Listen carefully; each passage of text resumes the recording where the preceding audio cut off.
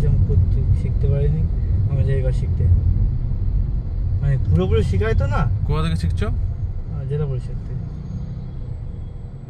সোমবারের ক্লাসটা করি না, সোমবারে তো সময় পাই না, সোমবারের ক্লাসটা বন্ধ যায়।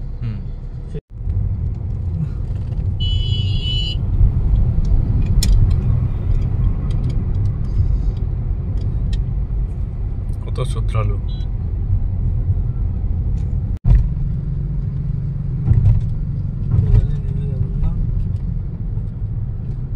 কল্যাণী বন্ধু যাবে,